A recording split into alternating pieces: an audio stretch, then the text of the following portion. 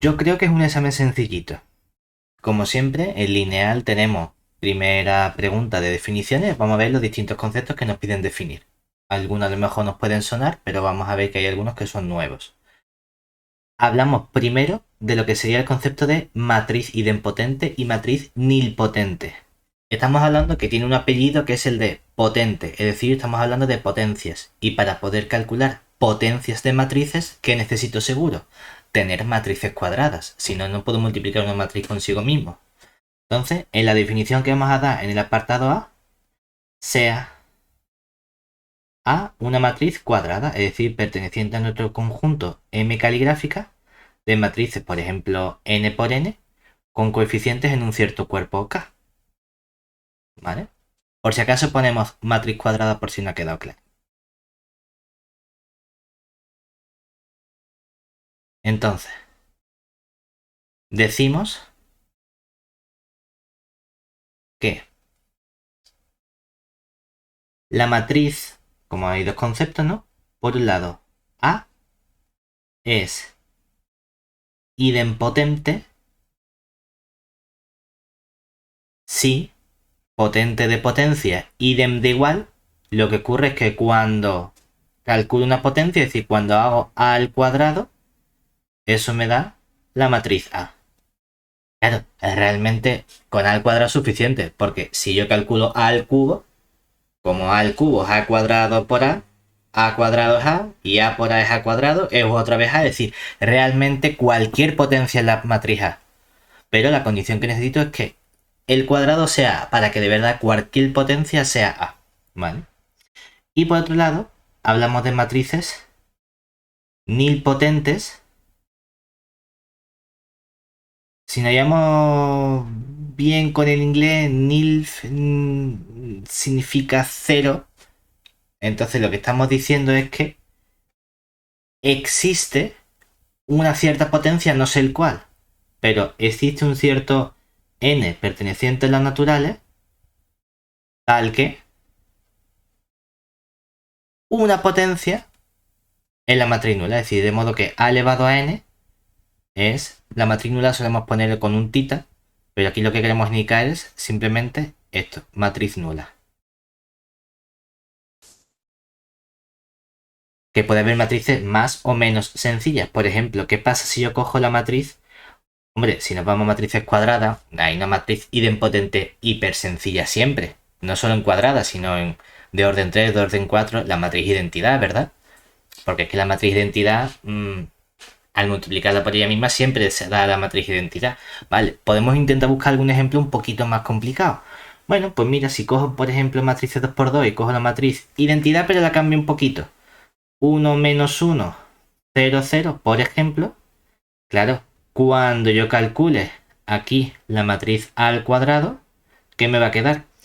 Fila por columna va a ser de nuevo la 1, 0, pero cuando haga 0 por esta columna me va a quedar 0, 0 por 0 menos 1 por menos 1 me va a quedar 1, ¿verdad? Dice, esta no es idempotente, ¿verdad? Es que en matrices cuadradas a lo mejor necesito quedarme con un poquito las cosas más sencillas. Dice, bueno, vamos a modificarlas. En lugar de buscar la matriz de identidad, voy a quitar esto de aquí y vamos a poner, por ejemplo, ¿qué pasaría con la matriz si fuese así?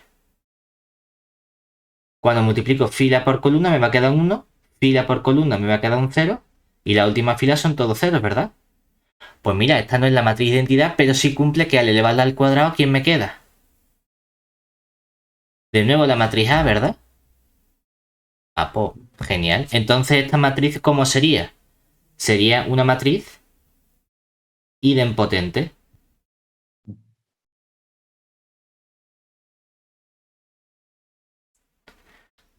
O por ejemplo, si nosotros cogemos la matriz A como la matriz 0, 1, 0, 0, 0, 1, 0, 0, 0. Cuando calculamos A al cuadrado, ¿qué nos queda? La primera columna seguro de ceros. Y la última fila seguro de ceros. Y ahora, al multiplicar este elemento, ¿verdad? Sería la segunda fila, bueno, la primera fila por la segunda columna, ¿verdad? Que me queda 0 por 1, 0, 1 por 0, 0 y 0 por 0 me queda también 0. Y aquí nos queda un 0 y aquí nos queda un 0 cuando multiplico.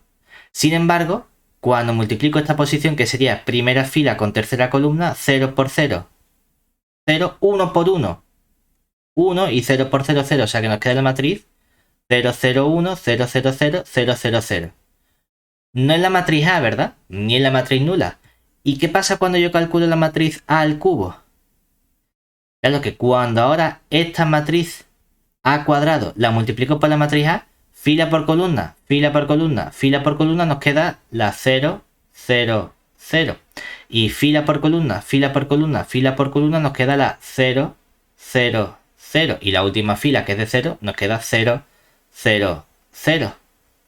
Esta sí es la matriz nula, ¿verdad? En este caso, matriz nula de orden 3. ¿Eso qué significa? Que esta matriz A sería un ejemplo de una matriz nilpotente.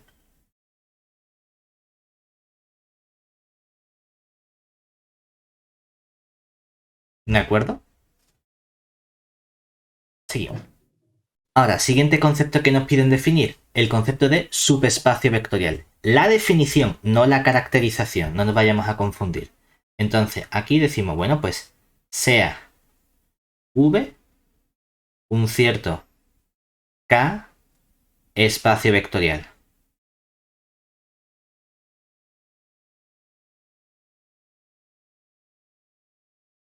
Entonces, decimos que un cierto W es un subespacio vectorial de nuestro V si pasan dos cosas. Hombre, por un lado, un espacio vectorial es simplemente un conjunto que tiene ciertas buenas propiedades. Pues lo que quiero es que este W sea un subconjunto del V. Es decir, que W esté contenido en V simplemente como conjunto, algo con elementos. Pero por otro lado, quiero que esas buenas propiedades que tenía el conjunto V, que lo convertían en un espacio vectorial, no las pierda el conjunto W aunque se quede con menos elementos. Es decir, que W sea espacio vectorial sobre K con las mismas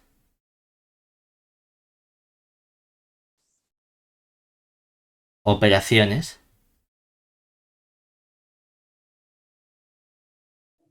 que tenía nuestro V.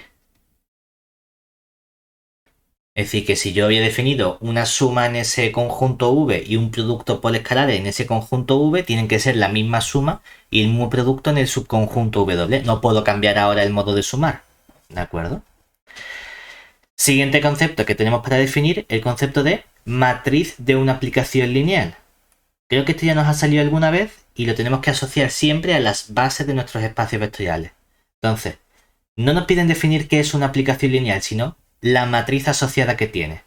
Entonces, dada f, que va de un cierto espacio vectorial v en un cierto espacio vectorial w, que sea una aplicación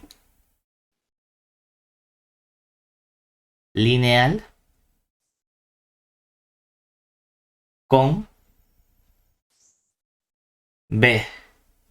Vamos a llamarlo b de v, que va a ser un conjunto de vectores v sub 1, v sub 2, hasta, por ejemplo, v sub n, base de v, y vamos a llamar simplemente b subíndice w, una base de w, llamamos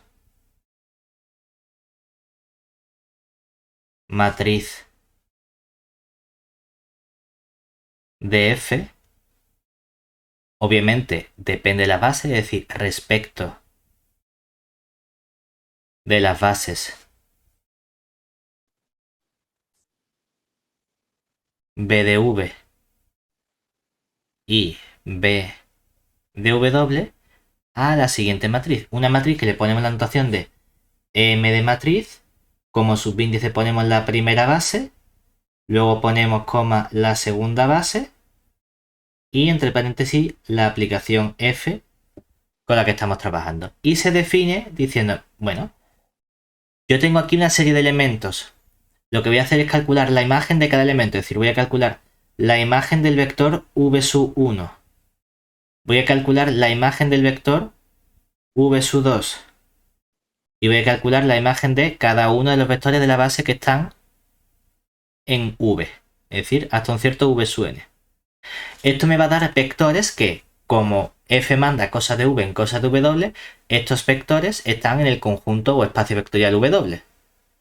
Como en ese espacio vectorial w tengo una base, puedo calcular las coordenadas de cada uno de estos vectores respecto de esta base. Pues voy a coger ahora cada uno de estos vectores y le voy a calcular sus coordenadas respecto a la base b de w. Voy a calcular las coordenadas de este vector imagen respecto a la base b de w. Y voy a calcular las coordenadas de este vector de imagen respecto a la base b de w. Las coordenadas me dan unos nuevos vectores. Pues estos vectores son vectores que voy a colocar por columna, por columna, por columna y construyo una matriz donde cada columna es poner las coordenadas de cada vector de la imagen respecto de la otra base. ¿De acuerdo? Eso es simplemente la matriz de la aplicación asociada a dos bases concretas.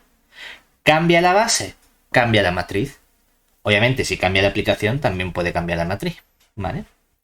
Y por último, vamos a ver, estudiar o definir el concepto de que si cambia la base, cambia la aplicación. No, o sea, desde que empezaste a poner... desde que termina lo de... Lo único que estamos haciendo aquí es construir una matriz, ¿verdad? Y vamos a construir una matriz donde vamos a ir colocando los elementos por columna.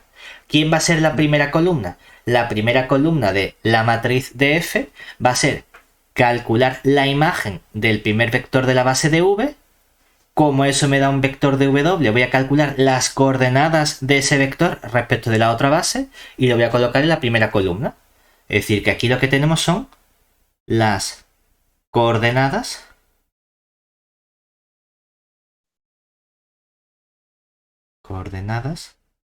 de el vector que sería f de v sub 1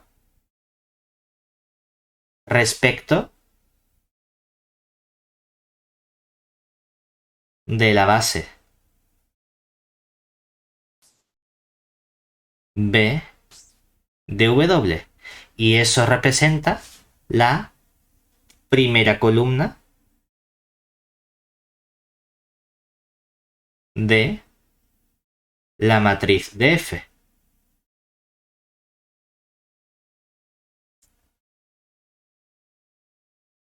¿Y quién sería la segunda columna de la matriz de F? Pues coger las coordenadas, pero del vector f de v2 respecto a la base b de w.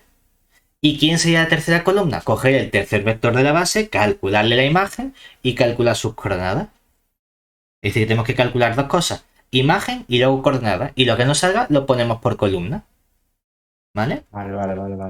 Ya. Y ahora, dentro de las distintas aplicaciones que uno puede conseguir o con las que puede trabajar, hay un espacio vectorial muy sencillito. Que es decir, lo que nos hace falta para definir el espacio dual. ¿Por qué?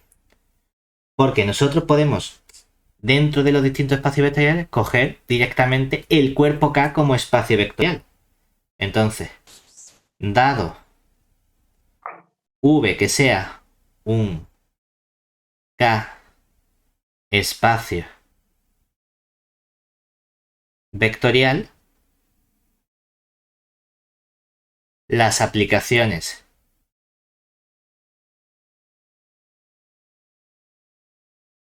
lineales, que en vez de llamarlas F, a mí me gusta llamarlas phi, por cambiar un poquito, que vayan de V en no un conjunto o un espacio vectorial V de cualquiera, sino directamente en el propio K.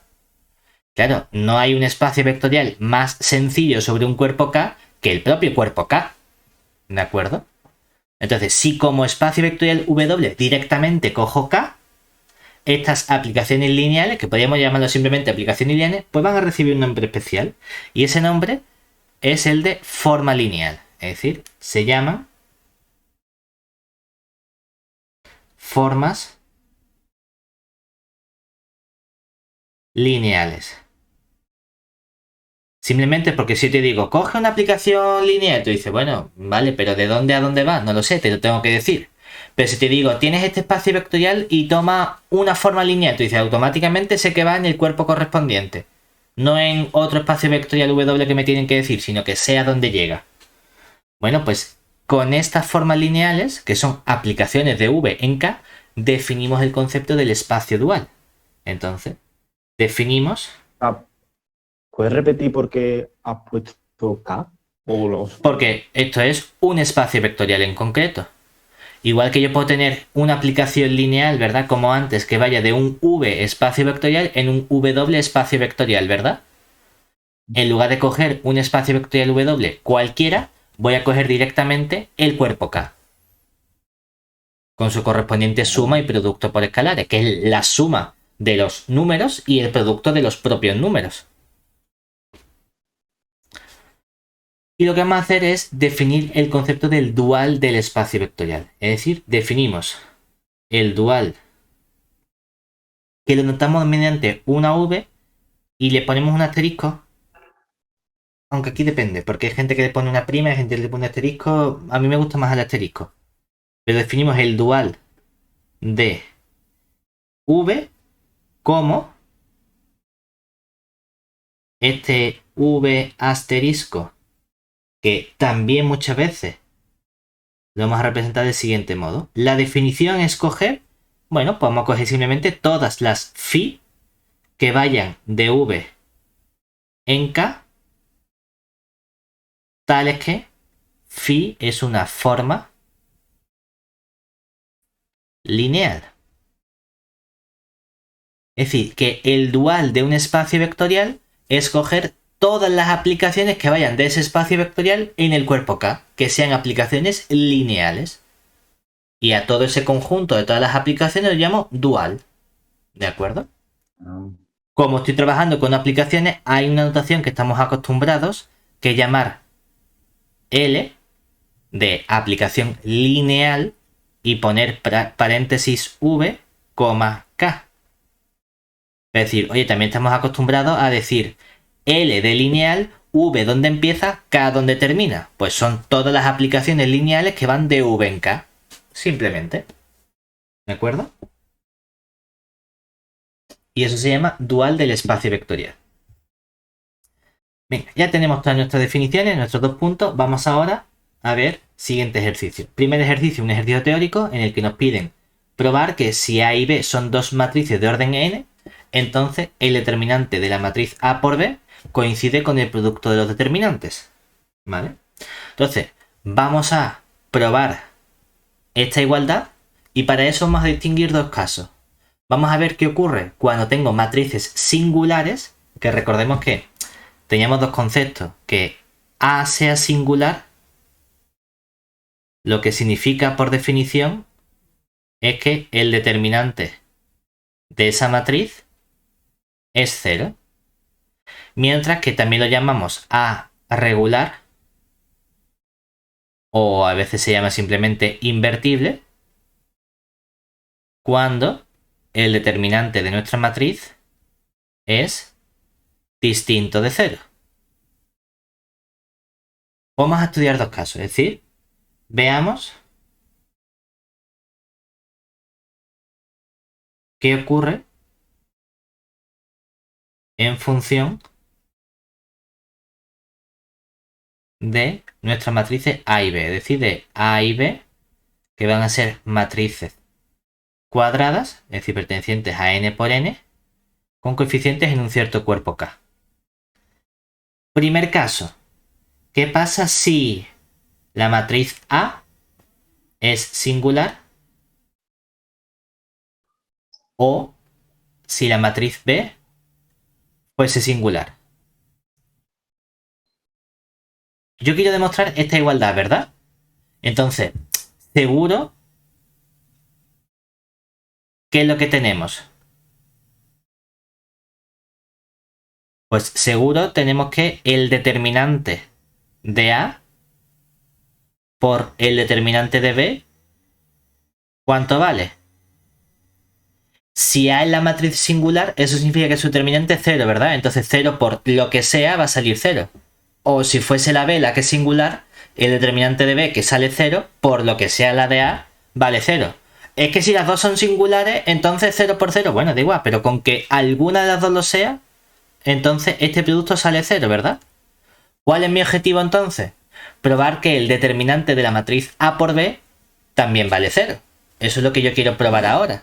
Eso es lo mismo que probar que la matriz A por B es una matriz singular, porque para que el determinante sea 0, la matriz correspondiente tiene que ser singular. Entonces mi objetivo ahora es probar que A por B también es una matriz singular. Es decir, queremos probar. Queremos ver que determinante de A por B también es 0.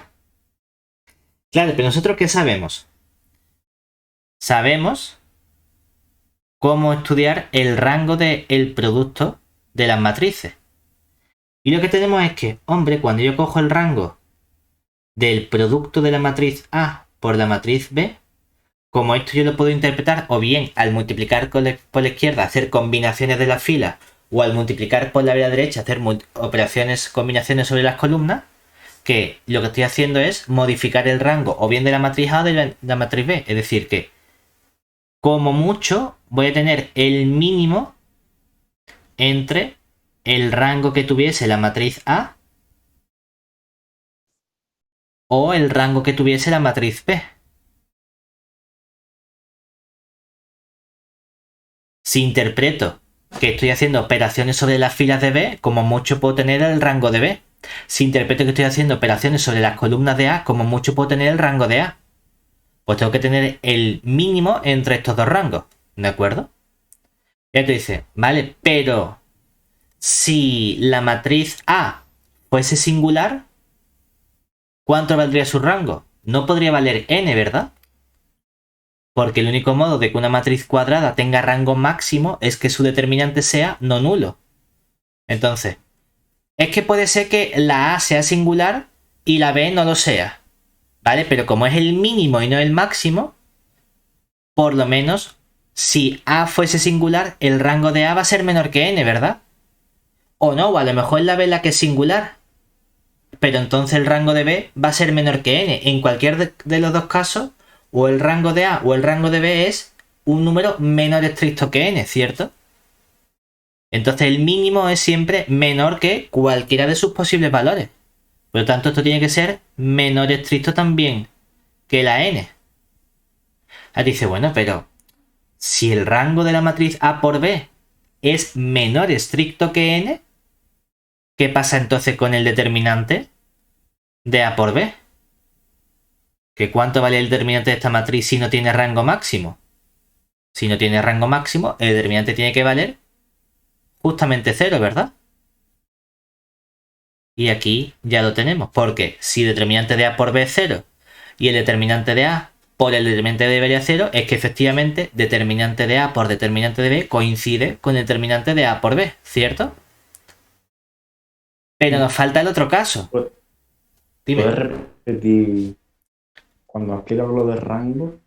Claro, aquí decimos, si la matriz A fuese singular, eso me está diciendo que el rango, ¿cómo es? Menos estricto que n. No, pero es que esta puede tener n. Ya, pero si tengo aquí algo que es seguro menor que n o n, ¿cuál es el número más chico entre los dos? Lo que es más chico que la n, ¿verdad? Claro. O al revés, o es que a lo mejor es la b la que es singular, pero la a no. Vale, la a tiene rango n, pero esto es un número que es más pequeño que n. El mínimo entre n y algo más chico que n es lo que es más chico que n porque estoy cogiendo el mínimo. Si los dos son más chicos que n, bueno, pues lo que salga el menor de los dos números. Pero seguro que es también algo menos estricto que n. Pero que el rango sea menor estricto implica que su determinante tiene que ser 0. Porque si el rango, pues, o sea, si el determinante fuese distinto de 0, el rango sería n y el rango no vale n. Claro, aquí le hemos hecho caso sencillo, que sería si alguna de las dos matrices, o las dos, son singulares. Pero, ¿y qué pasa si puedo calcular el determinante de las dos matrices? Es decir, segundo caso, ¿qué pasa si ahora tanto la matriz A como B son invertibles?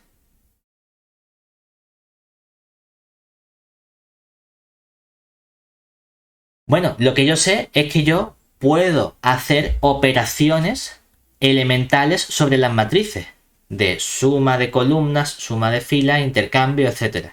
Entonces, seguro que podemos expresar la matriz A como un producto de matrices elementales. Por ejemplo, una matriz, vamos a llamarla E sub 1 por la matriz E sub 2 por la matriz E sub K. Y también puedo expresar la matriz B como una matriz F sub 1 por F sub 2 por F sub A, B, C, D, F, G, H, I, L, L, ¿de acuerdo? Siendo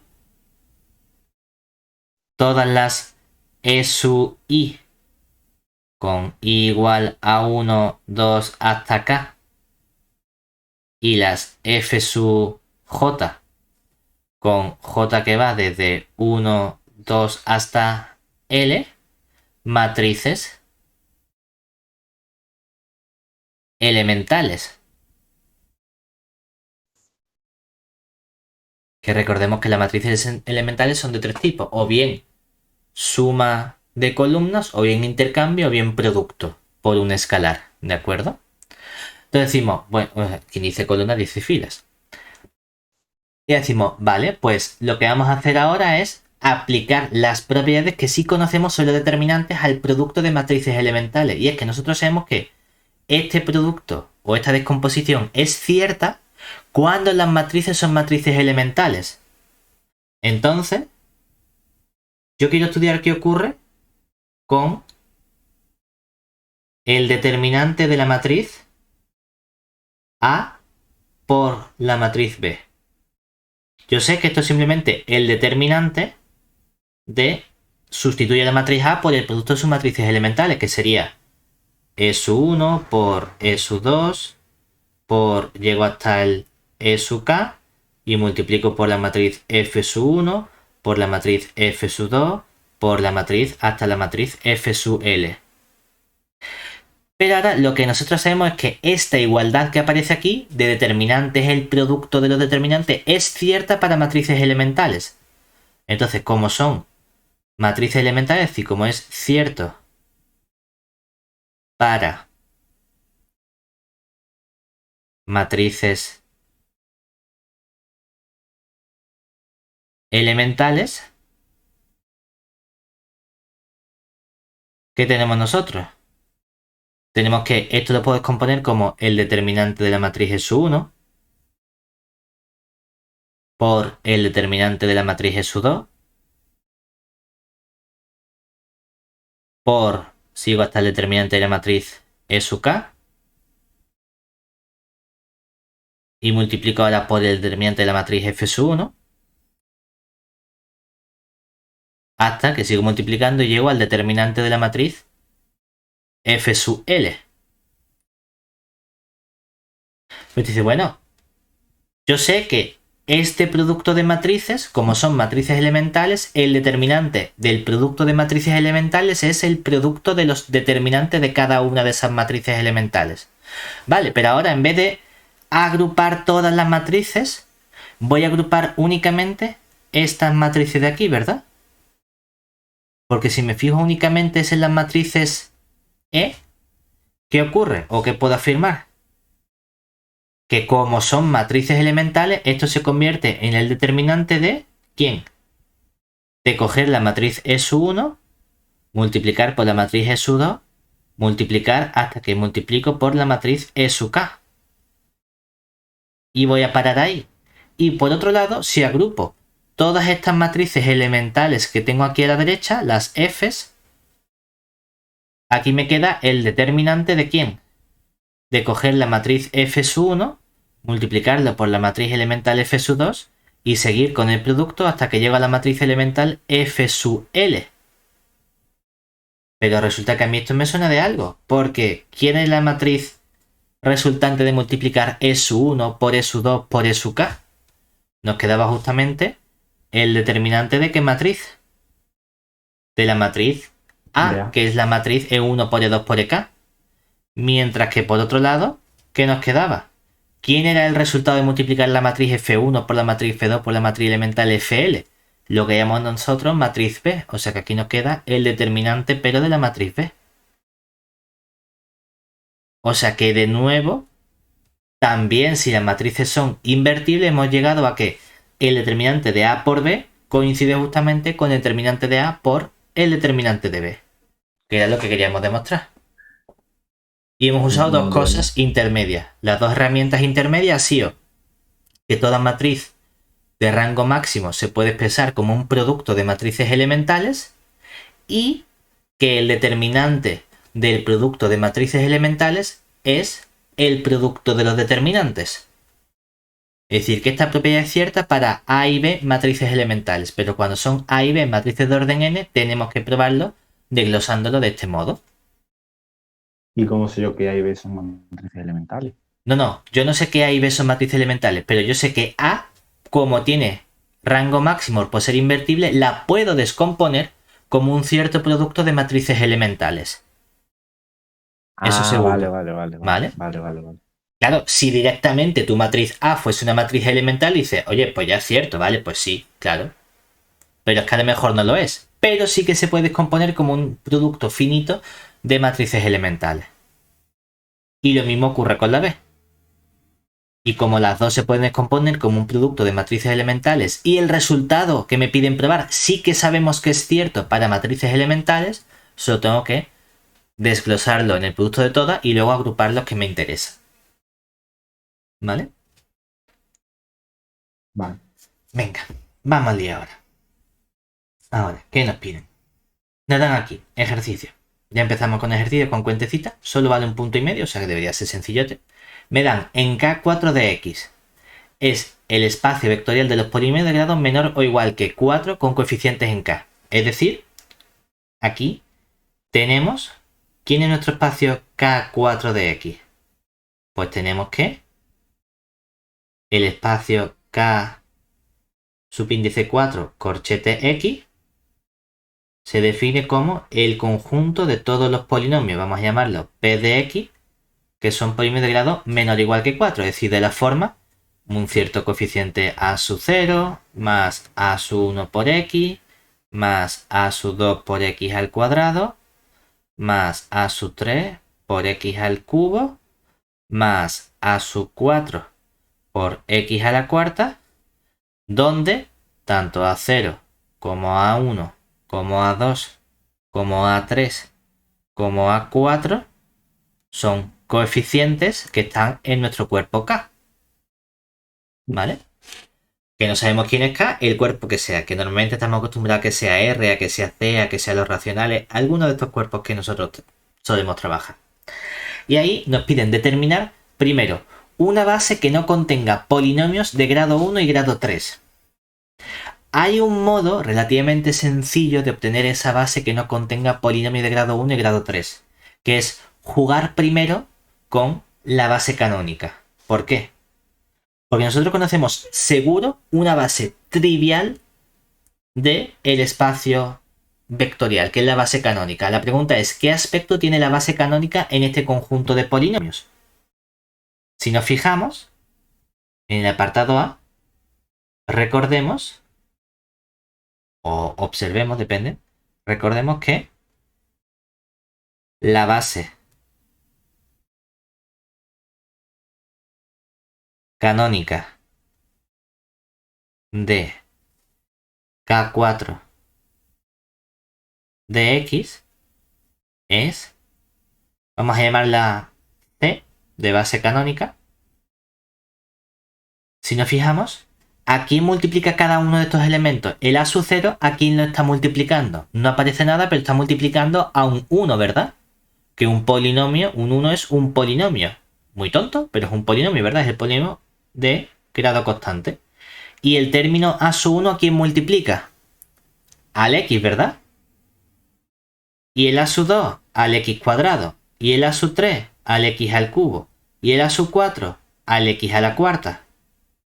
Entonces la pregunta es, utilizando únicamente la constante 1, el polinomio x, el polinomio x cuadrado, el polinomio x al cubo y el x a la cuarta, ¿puedo conseguir cualquier otro polinomio de grado menor o igual que 4?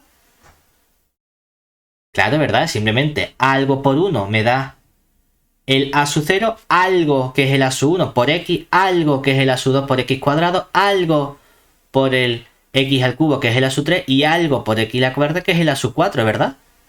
O sea que seguro únicamente con estos 5 términos puedo conseguir cualquier otro polinomio que a mí se me ocurra, ¿cierto?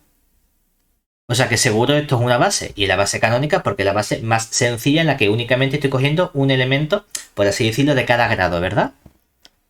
El problema es que en esta base, ¿qué aparece? Aparece un polinomio de grado 1 que es el x, ¿verdad? Y aparece un polinomio de grado 3 que es el x al cubo. Y a mí me están diciendo que no queremos que haya polinomio de grado 1 ni polinomio de grado 3, ¿verdad? Entonces, esta es muy sencilla, pero no me sirve. Ahora bien, vamos a modificar ligeramente esta base.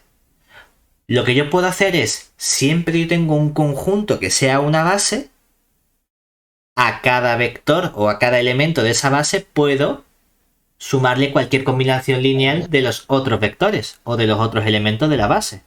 Entonces yo podría decir, voy a fijarme en algo que no es de grado 3. Algo que sea mayor de grado 3 para fastidiarme el grado 3. Solo hay un término que es más grande de grado 3, ¿verdad? Que es el grado 4.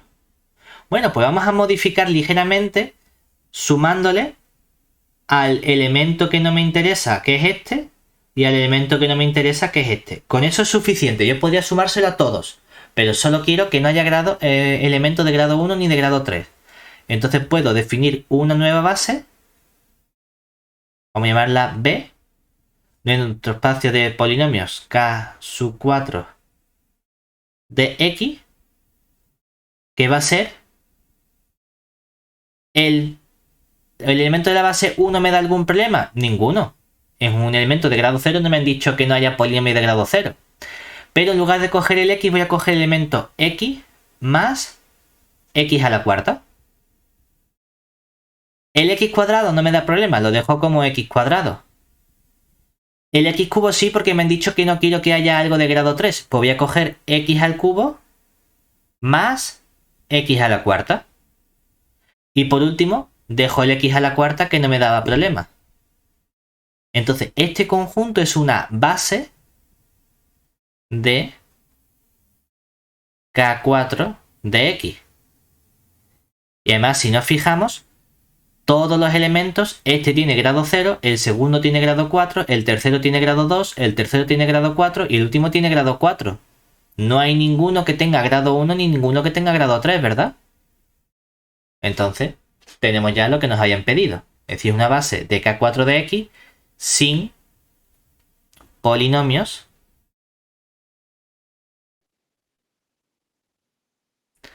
de grado 1 o 3. Que uno podría decir, yo es que no estoy tan seguro de que esto de verdad sea una base. A mí me están tramando eso que han hecho de cojo un elemento y se lo sumo solo a lo que me interesa, no me convence. Vamos a hacer un estudio de si estos elementos efectivamente conforman una base, ¿de acuerdo? Podemos hacerlo de dos opciones, o de dos maneras, tomando coordenadas o a pelo sin tomar coordenadas.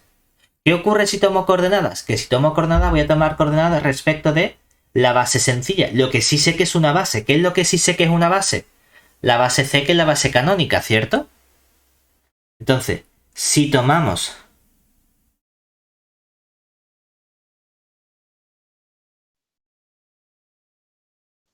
coordenadas respecto de la base canónica. Vamos a coger este primer elemento, el 1.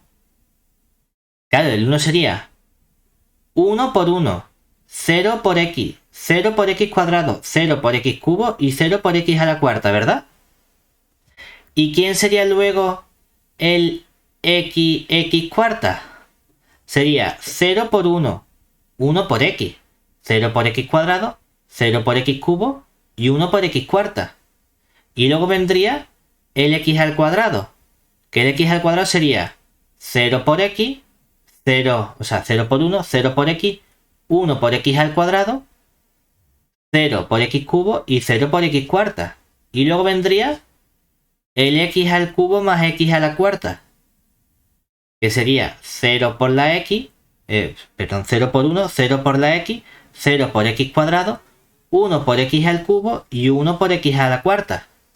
Y ya por último tengo este término x a la cuarta, ¿verdad?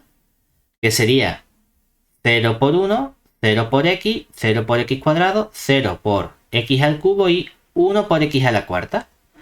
Ya tengo aquí esta matriz, ¿verdad? Lo mismo es estudiar si este conjunto es una base o si estos vectores por columna constituyen una base, ¿verdad? Bueno, pues vamos a estudiar precisamente... ¿Puedes repetir cómo has sacado los vectores? Sí, porque nosotros hemos dicho que cualquier polinomio de K4, ¿qué aspecto tiene cualquier polinomio de K4 de X? Es A sub 0 más A sub 1X más A sub 2X cuadrado más A3X al cubo más A4X a la cuarta. Lo cual significa que si a este elemento tomo coordenadas respecto a la base C, digo, ¿por cuánto multiplico el elemento 1? Por A sub 0, ¿verdad? Pues pongo aquí el A sub 0. ¿Por cuánto multiplico el elemento X? Por A sub 1. Pues pongo aquí el A sub 1. Luego el A sub 2.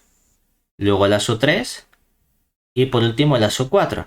Teniendo en cuenta que como ahora estoy trabajando con vectores, le pongo una respuesta porque son vectores columnas. Entonces comienzo aquí en el A sub 0. ¿Vale? Es como si hubiésemos puesto aquí, oye, la primera fila es la fila de los A sub 0. Luego en la fila de los A sub 1. Luego en la fila de los A sub 2. Luego en la fila de los A sub 3. Y por último en la fila de los A sub 4. Que no lo ponemos en el examen, ¿no? Y decimos, venga, pues vamos a escalonar. En lugar de trabajar con los polinomios directamente, vamos a trabajar con sus coordenadas. Porque, como sabemos que tomar coordenadas es una aplicación biyectiva, si los vectores de coordenadas son base, es que los elementos correspondientes, que en este caso son polinomios, también son base. ¿Vale? Bueno, pues vamos a escalonar aquí. Y cuando escalonamos, claro, mucho más sencillo trabajar simplemente con estos vectorcitos que son ceros y 1. Decimos, aquí nada. Ahora, aquí quiero hacer un 0, es decir, a la primera, segunda, tercera, cuarta, quinta, a la F5 le resto la segunda. Y entonces, ¿qué nos va a quedar? Nos va a quedar la 1, 0, 0, 0, 0, la 0, 1, 0, 0, 0. Luego viene la 0, 0, 1, 0, 0. Aquí cuando resto queda la 0, 0, 0, 1, 0. Y ya por último al restar aquí me va a quedar la 0, 1. No, he restado, claro. Este 1 desaparece. Aquí un 0 y aquí me queda 0, 1, 1. Y ya por último, cuando yo escalono, bueno, y ahora a la quinta fila le resto la cuarta fila, ¿qué matriz me queda aquí? Me queda justamente este 1 desaparece y se convierte en 0 en la matriz que tiene 5 filas, 5 columnas y solo una es la diagonal. Es una matriz que es la matriz identidad de orden 5, ¿verdad? Oye, es que en particular, ¿qué rango tiene esta matriz? Rango 5, ¿verdad? Entonces, el rango de la matriz I sub 5, ¿cuánto vale? Vale 5. Que 5, por un lado, coincide con cuántos vectores hay, cuántas columnas hay. Hay 5 columnas, ¿verdad? Como hay 5 columnas, significa que este conjunto es linealmente independiente. Es decir, que por un lado tú dirías, esto es igual a... Y tú dices, mira, por ser igual que el número de vectores, podemos concluir que entonces el conjunto es linealmente independiente. Pero es que también coincide con cuando habíamos calculado la base, ¿verdad? ¿Cuántos elementos tenía la base C?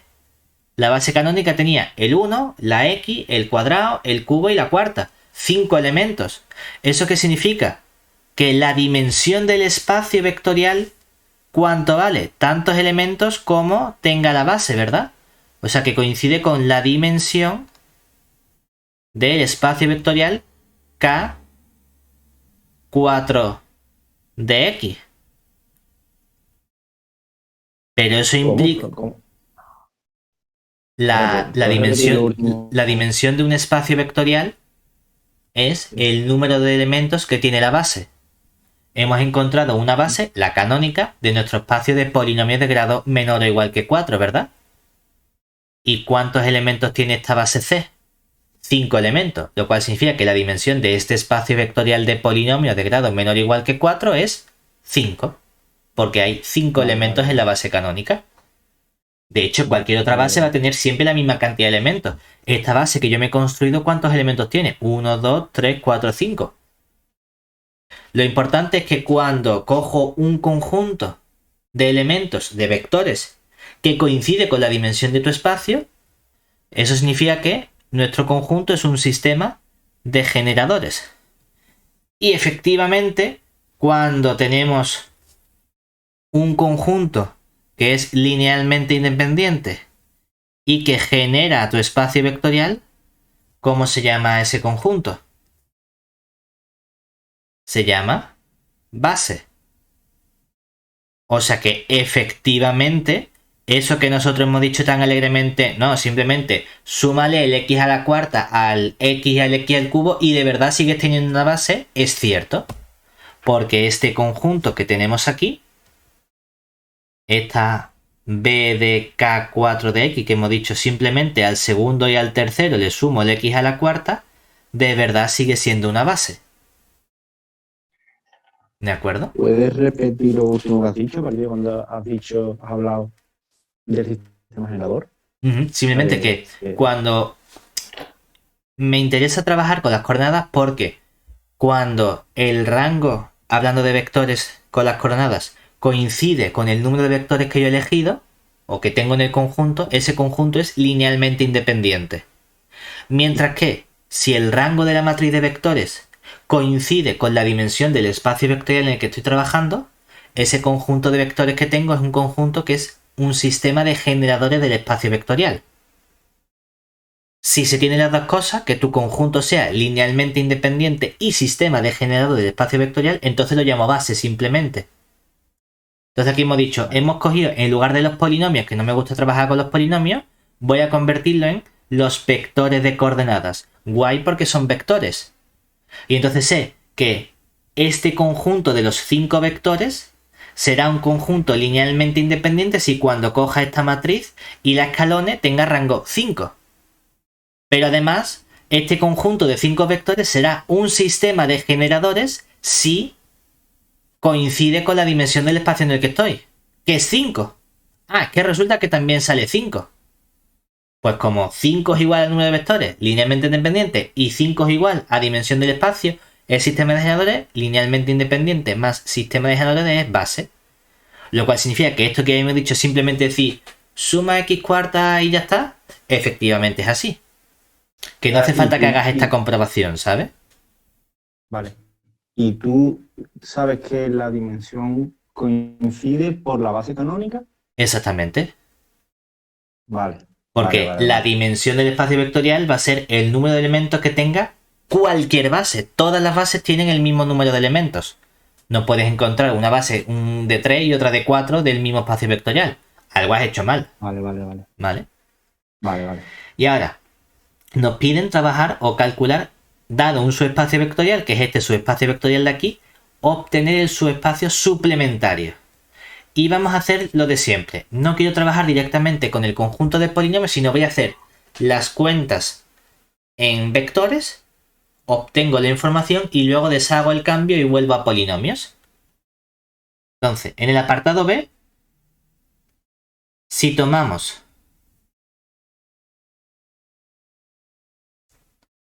coordenadas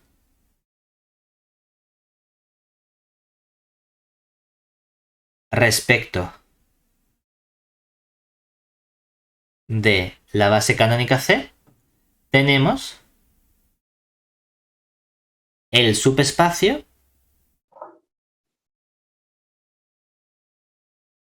U contenido en K5 dado por... Lo único que vamos a hacer va a ser este U va a ser por definición a este conjunto tomamos coordenadas respecto a la base canónica. Entonces tú dices, mira, el menos 2 lambda, ¿cuánto multiplica a 1? Lo multiplica un menos 2 lambda, ¿verdad? Coma, bueno, perdón, un menos 2 lambda más mu. ¿Y cuánto multiplica la X? La X me la han puesto aquí en medio escondido como para pillarme. ¿Cuánto multiplica la X? A la X la multiplica un mu, ¿verdad? ¿Y cuánto multiplica al X cuadrado? Al X cuadrado lo multiplica un lambda, ¿cierto? ¿Y cuánto multiplica al X cubo?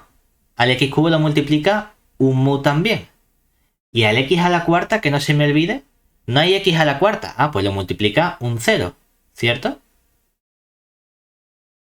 He tomado coordenadas, he convertido este polinomio en las correspondientes coordenadas, que sería fijarme los numeritos que están multiplicando a los elementos de la base canónica, que son el 1, el X cuadrado, el X cubo y el X cuarta, tales que lambda y mu pertenecen acá. Y hacemos esto porque así trabajamos ahora con vectores en lugar de con polinomios. Es como cuando tú trabajas y se resuelve el sistema de ecuaciones, lo primero que tú haces es conviertes el sistema de ecuaciones en matrices. Y haces las operaciones con matrices para no tener que estar sumando las X, ¿verdad? Aquí estamos haciendo lo mismo. Yo no quiero tener que estar sumando los X con los X cuadrados, con los X cubos. Voy a fijarme en el numerito que multiplica a cada potencia y ya está. Y sumo esos numeritos. ¿De acuerdo? Ahora bien, si te fijas, en este vector tengo lambdas y tengo mus. Y yo lo puedo descomponer como sería el vector que lleva lambda. Tengo aquí un menos 2 lambda. La segunda no tiene lambda. La tercera sí tiene lambda. La cuarta no tiene lambda. Y la última no tiene lambda, 0. Y le puedo sumar el otro vector que sería el vector de los mus, ¿verdad? Que la primera lleva un mu. La segunda lleva un mu. La tercera no lleva mu. La cuarta lleva un mu. Y la última no lleva mu, ¿verdad? Pero es que aquí incluso puedo afinar un poquito más. ¿Por qué? Porque puedo decir, mira, es que simplemente el lambda lo puede sacar factor común y decir, esto es lambda que multiplica a qué elemento. Al vector menos 2, 0, 1, 0, 0, ¿verdad? Mientras que aquí lo que tengo es un mu que multiplica a qué vector. Al vector 1, 1, 0, 1, 0. Pero si tengo escalar por vector más escalar por vector, donde lambda y mu son escalares arbitrarios, lo que estoy diciendo precisamente es que esto es la definición del sistema de generadores formado por los vectores menos 2, 0, 1, 0, 0, coma, el 1, 1, 0, 1, 0. La definición del conjunto generado por dos vectores es cualquier combinación lineal de esos dos vectores, es decir, numerito por el primer vector más numerito por el segundo vector, que es justamente lo que tengo aquí. ¿De acuerdo? Vale, vale. Pablo, dime. Arriba, ¿Sí? o sea, el 0, de ¿Sí? donde... Porque no tengo potencia en x cuarta, ¿verdad? Y estoy trabajando con vale, polinomios que llegan hasta x, es decir, puedes tener x a la cuarta, ¿Por qué no pongo un 0 con x a la quinta? Porque me han dicho que no hay x a la quinta, pero sí que puede haber x a la cuarta. Si no aparece en este caso en concreto es porque vale 0. ¿De acuerdo? Ahora bien, es inmediato, relativamente, ¿no?, ver que estos dos vectores conforman una base de u, ¿verdad? Cuando tengo más de dos vectores, a lo mejor cuesta un poco más. Pero dos vectores son linealmente independientes si y solo si uno no es múltiplo del otro, ¿verdad? Pero para que el primero sea un múltiplo del segundo, tendría que ser, como aquí hay un menos 2 y aquí hay un 1, tendría que ser el primero menos 2 veces el segundo, ¿verdad? Pero la segunda componente aquí es un 0 y aquí es un 1. 0 no es menos 2 por 1. O sea que estos dos vectores forman una base de nuestro espacio vectorial U. ¿Vale? Y ahora vamos a pensar. Si forma una base, es que la dimensión de mi espacio vectorial, ¿cuánto vale? El número de elementos que tenga la base, ¿verdad? ¿Cuántos elementos tiene la base? 2 vectores. O sea que tengo dimensión 2. Pero K5, que es el sitio grande en el que estoy trabajando, ¿qué dimensión tenía? Tenía dimensión 5, ¿verdad? Ese es mi espacio U. Tengo algo que es contenido en K5 que tiene dimensión 2. El espacio suplementario es lo que le falta a tu U para llegar a ser el total, ¿verdad? Pues si tu U es algo que tiene dimensión 2 y el total es algo que tiene dimensión 5, ¿qué dimensión debería tener ese espacio suplementario? ¿Cuánto falta de 2 a 5? 3, ¿verdad? Entonces debo construirme un subespacio vectorial que tenga dimensión 3. ¿Cómo vamos a hacerlo? Del modo más sencillo. Voy a cogerme una base gordísima del total que contenga esta base de U. Es decir, nosotros ahora lo que hacemos es, en el B, buscamos, entonces, un espacio U', que es la notación que le ponemos al suplementario, una prima, contenido en K5, tal que dimensión del U' sea igual a 3 y U' sea el suplementario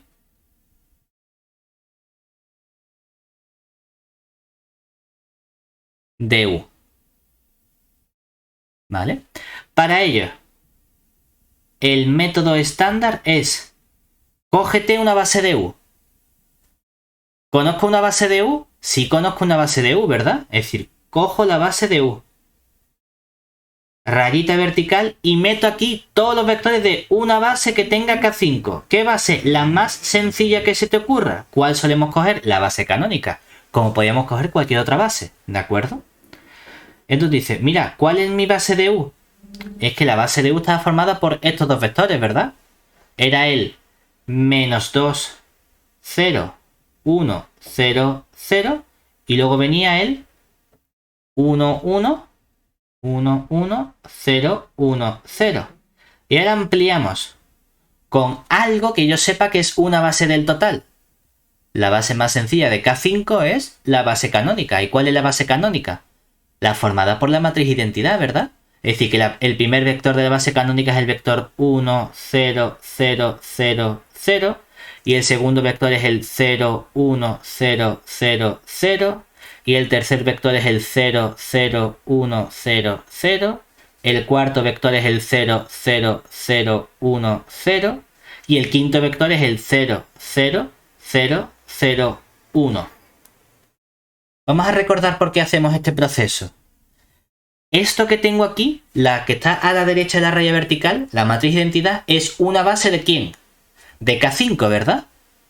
Sí. Como es una base de K5, en particular es un sistema de generadores de K5. Si tú ya tienes algo que genera el total, aunque yo le añada dos nuevos vectores, va a seguir generando, ¿verdad? Si con 5 conseguía cualquier polinomio, con estos otros dos también consigo cualquier polinomio. Es decir, si con 5 lo conseguía, si le meto 2 más, 7, lo sigues consiguiendo. El problema es que para que sea independiente, tiene que haber tantos vectores como rango tenga la matriz, ¿verdad? ¿Qué rango tiene que tener esta matriz? Rango 5. ¿Y cuántos vectores hay? ¿Cuántas columnas hay? Hay 7. Entonces no puede ser independiente porque hay 2 vectores que me van a sobrar, ¿verdad? Pues lo que voy a hacer es imponer que los 2 vectores aparezcan primero los de U. Para que entonces lo que te falta sea lo que está cogiendo del U'. Entonces los escalones, los pivotes que aparezcan a la derecha de la raya vertical me va a proporcionar los vectores de la base del espacio suplementario U'. Pero ahora tengo que ponerme a escalonar para ello. Decimos, bueno, no pasa nada, nosotros escalonamos y decimos, multiplico por ejemplo la tercera fila por 3 y le sumo la primera y a la cuarta fila le resto la segunda. Y así que nos queda el menos 2, 1, rayita vertical, 1, 0, 0, 0, 0. Esta se queda igual, 0, 1, 0, 1, 0, 0, 0. Ahora he multiplicado por 2 y he sumado para que me quede 0. Multiplico por 2 y sumo 1. Multiplico por 2 y sumo 1. Multiplico por 2 y sumo 0. Multiplico por 2 y sumo 2. Y ya 0, 0. Y ahora a la cuarta le resto la segunda para que me quede 0, 0. 0 menos 0 es 0. 0 menos 1 es menos 1. 1 menos 0 es 1. Y aquí, perdón, me salta 1. Aquí es un 0. Y es el siguiente, el que es un 1 y ya un 0. Y la última que sería la 0, 0, 0. Y aquí 0, 0, 0, 1. Vale, vamos a seguir clonando. Me falta hacer ahora un pivote aquí. Es decir, cojo y a la tercera fila le resto la segunda. Así me queda la menos 2, 1, la rayita vertical, 1, 0, 0, 0, 0. La segunda se queda igual, 0, 1, 0, 1, 0, 0, 0. Resto para que me quede 0, 0 y ahora 1 menos 1, 2, 0, 0. Ahora un 0, 0, 0 menos 1, 0, 1, 0. Y ya por último 0, 0, 0, 0, 0, 0, 1. ¿Qué hemos conseguido así? Yo tengo 2 pivotes, ¿verdad? Que aparecen en las primeras 2 columnas. Es decir, aquí hay un pivote y aquí hay un pivote. Cosa que ya sabía que iba a ocurrir, ¿cierto? Porque estos 2 elementos eran una base de U. Entonces seguro que iba a haber un pivote en cada una de esas columnas. Pero aquí además ahora sale un pivote en esta tercera columna, un pivote en la cuarta columna y un pivote en la quinta columna. ¿Eso qué significa? Que los elementos con los que estoy o donde aparece un pivote es con lo que yo debo ampliar. Es decir, que me fijo en, hay un pivote aquí, hay un pivote aquí y hay un pivote aquí. Ahora bien, no cojo estos vectores, sino que cojo los correspondientes vectores iniciales, ¿verdad? Como hay un pivote en esta columna, el vector que debo coger es el primer vector que había ampliado. Como hay un pivote en la segunda columna, me quedo con este segundo vector. Y como hay un pivote en la quinta columna, me quedo con este quinto vector. ¿Eso qué significa? Que entonces una base de ese espacio suplementario U' sería la base formada por el vector 1, 0, 0, 0, traspuesta. Luego viene el vector 0, 1, 0, 0, 0. Y por último, el vector 0, 0, 0, 0, 1. ¿Vale? Ahora bien, si realizamos el cambio de coordenadas, esto ¿a quién corresponde? A 1 por el primer vector elemento de la base canónica, ¿verdad? Esto sería 1 por 1, 0 por x, 0 por x cuadrado, 0 por x cubo, 0 por x cuarta. O sea que esto es el elemento simplemente el polinomio dado por el 1. ¿Y este quién sería? 0 por 1, 1 por x, 0 por x cuadrado, 0 por x cubo, 0 por x cuarta. Esto me daría el polinomio x. Y este me daría el x a la cuarta, ¿verdad? O sea que ¿quién sería? Si ahora dicen, mira, es que hemos llamado entonces a este espacio vectorial, ¿cómo lo puedo llamar? W, por ejemplo. Entonces, ¿quién es el W'? El conjunto formado por numerito que multiplica el primer polinomio, ¿verdad? Alfa por el 1 más beta por x más gamma por x a la cuarta, donde tanto alfa como beta como gamma pertenecen a nuestro cuerpo K. Este sería el espacio suplementario habiendo tomado coordenadas, y aquí cuando deshago el cambio de coordenadas. Que nos gusta más ponerlo como el conjunto generado por el polinomio 1, por el polinomio x y por el polinomio x a la cuarta. Mejor. No hace falta que ponga la definición y poner el escalar por el 1, el escalar por la x y el escalar por el x cuarta. Así es suficiente, ¿de acuerdo?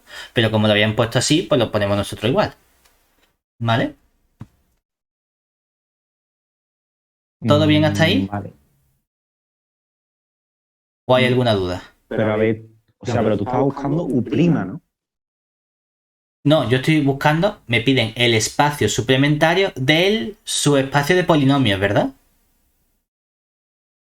Yo he dicho, para no trabajar directamente con los polinomios, que va a ser un coñazo, primero paso este espacio vectorial W a coordenadas. Y a eso lo he llamado yo U. He dicho, en lugar de trabajar con los polinomios, trabajo con las correspondientes coordenadas y lo convierto en un espacio vectorial U. ¿De acuerdo? Hago el suplementario del U, que me da un suplementario de vectores de K5, ¿verdad? Que me resulta más sencillo, pero que no se me olvide que me hayan preguntado por el conjunto de polinomios, no por el conjunto de coordenadas. Entonces este último cambio que he hecho lo tengo que deshacer y expresarlo no como el vector 1, 0, 0, 0, 0, sino expresarlo como el 1. Y no ponerlo como el vector 0, 1, 0, 0, 0, sino ponerlo como el polinomio x. Ni ponerlo como el vector 0, 0, 0, 0, 1, sino ponerlo como el polinomio x cuarta. Ya está. Que tampoco es que me vaya la vida en ello, pero tengo que ser consecuente porque no me han pedido, aquí no me han puesto vectores, ¿verdad? Me han puesto polinomios. Y yo tengo que devolver la respuesta también en polinomios. Es que por el camino, en lugar de tener que hacer las cuentas directamente todo el rato con polinomios, que va a ser mucho más tedioso y voy a tener que escribir mucho más, voy a pasar a vectores, tomando coordenadas, hago las cuentas con matrices escalonando y luego el resultado lo vuelvo a cambiar para devolverlo en vectores. Igual que uno resuelve un sistema de ecuaciones. Que tú puedes decir, yo me pongo con mi sistema de ecuaciones y me pongo a hacer todas las cuentas sumando las x, las y, las z. Pues sí, pero es más sencillo si conviertes tu sistema en matrices, haces las cuentas con matrices y luego cuando lo hayas resuelto dices, la x era, y deshaces el cambio que has hecho. ¿Vale? Vale. Venga, este ya lo tenemos y ya, último ejercicio. Me dan un endomorfismo de K3. Es decir, un endomorfismo es una aplicación lineal, es decir, f que va del espacio vectorial K3 en K3. Simplemente que cuando el espacio de llegada K3, bueno, de partida K3 es el mismo que el de llegada, se llama endomorfismo. Que no se me olvide que endomorfismo significa dos cosas. Por un lado, endo, hemos dicho que lo que implica es que este espacio es el mismo que este. ¿Vale? Estos dos son iguales. Y la palabra homomorfismo, nos está diciendo que es una aplicación lineal. Normalmente cuando no le ponemos el endo lo llamamos simplemente homomorfismo o aplicación lineal, ¿verdad? Y me piden determinar la matriz en la base canónica. ¿Eso qué significa? La base canónica de K3. Pues sabemos quién es, ¿verdad?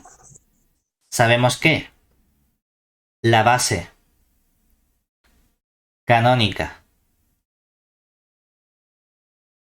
de K3 es, la podemos llamar C, simplemente, ¿verdad? Igual que hemos hecho con polinomio, la C de canónica, y es el vector 1, 0, 0, el vector 0, 1, 0 y el vector 0, 0, 1, ¿verdad?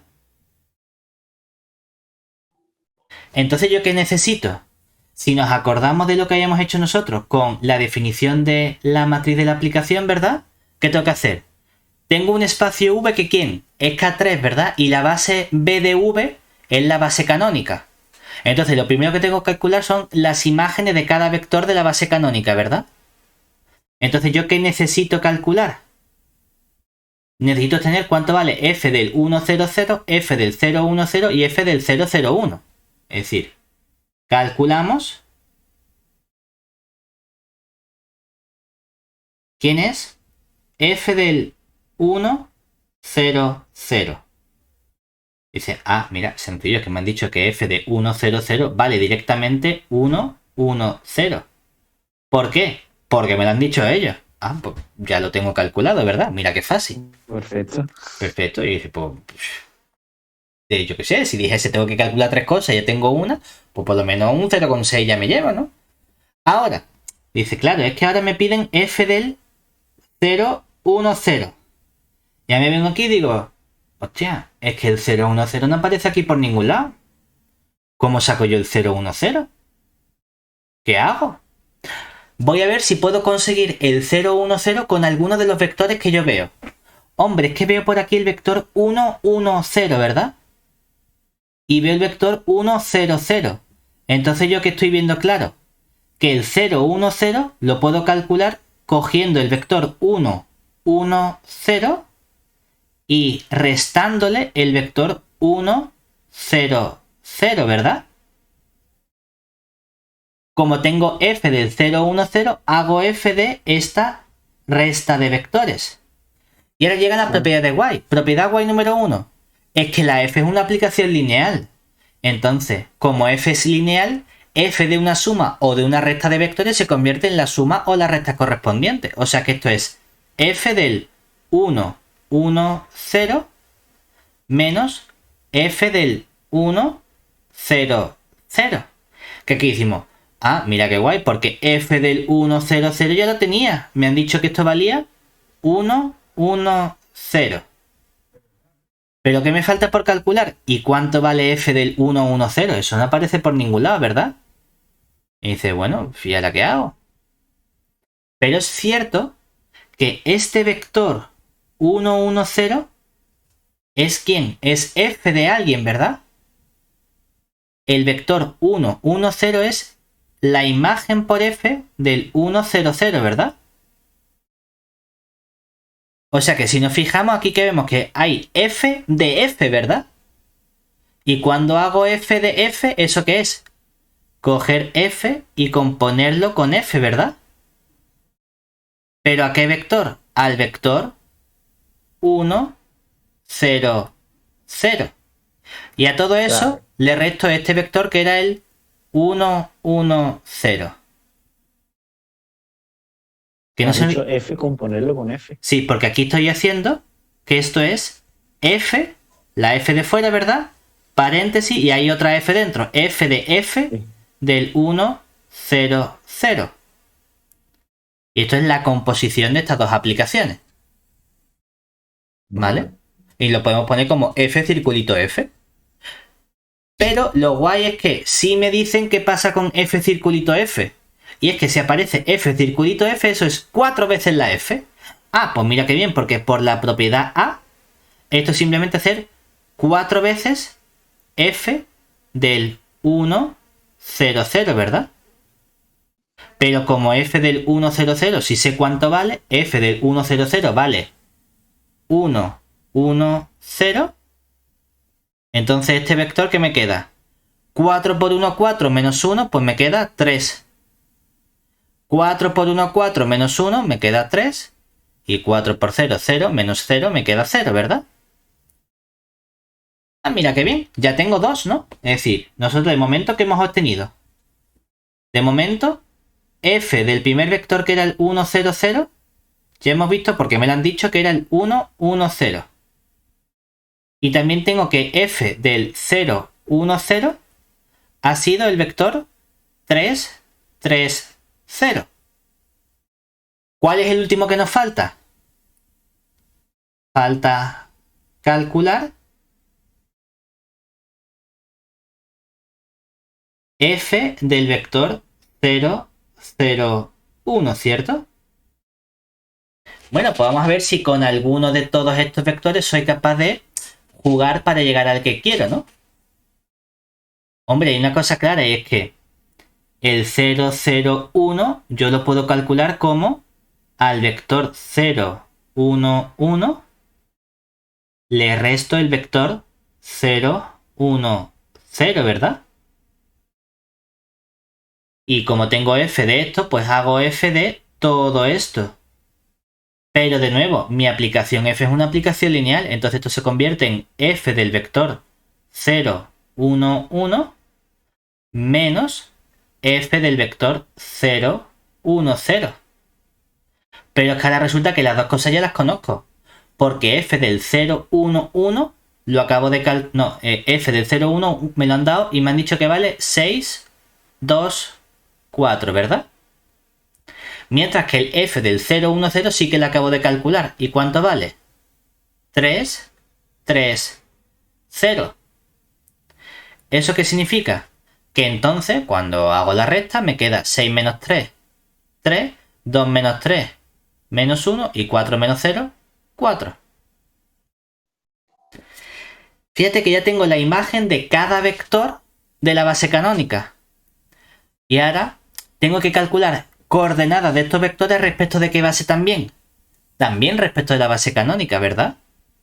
Tengo la misma base al principio que al final.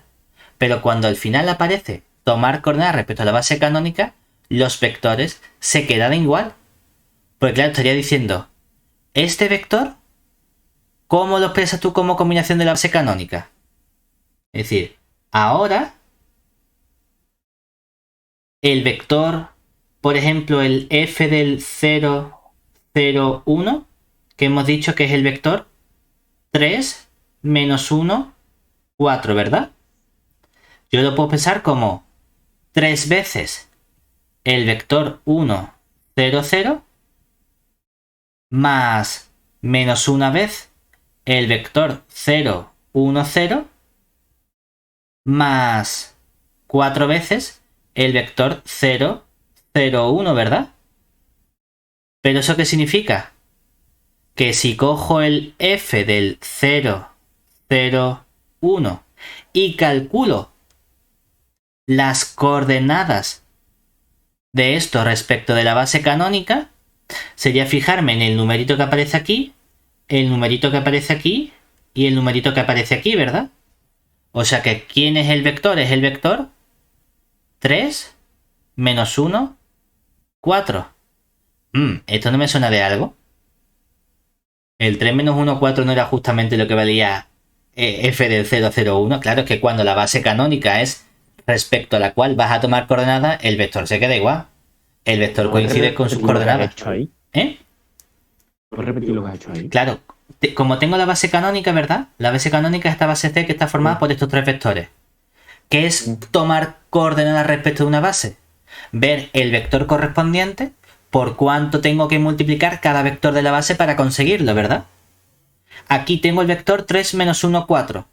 Y los tres vectores de mi base canónica son el 1, 0, 0, el 0, 1, 0 y el 0, 0, 1. ¿Por cuánto tengo que multiplicar el 1, 0, 0? ¿por cuánto tengo que multiplicar el 0, 1, 0? ¿Y por cuánto tengo que multiplicar el 0, 0, 1 para conseguir el vector 3, menos 1, 4? Pues 3 por el primero y menos 1 por el segundo y 4 por el tercero. Claro, es que la base canónica es que es la tonta porque el vector coincide con su vector de coordenadas. Entonces realmente no tengo que calcular más coordenadas, sino que directamente ya tengo la matriz de la aplicación, ¿verdad? Es decir, Sí, vale. cuando es un endomorfismo, normalmente yo diría M de matriz, pondría aquí la primera base, pondría aquí la segunda base y pondría luego la aplicación F, ¿verdad? Solo que cuando es un endomorfismo, como son la misma base la que estoy considerando aquí, la pongo una vez, ¿verdad? Y ponemos simplemente M de C. ¿A qué voy a escribir dos veces la misma base? Si es la misma al principio que al final. ¿Y quién es esta matriz? Coge el vector 1, 0, 0. Calcula su imagen 1, 1, 0. Y toma coordenadas. Es que el vector 1, 1, 0 tomando coordenadas es otra vez el 1, 1, 0, ¿verdad? Y lo pones por columna. Ah, pues pongo por columna el 1, 1, 0. Siguiente columna. Vete al segundo vector de la base. ¿Cuál era el segundo vector de la base? El 0, 1, 0. Calcúlale la imagen. F de 0, 1, 0 me ha quedado el vector 3, 3, 0.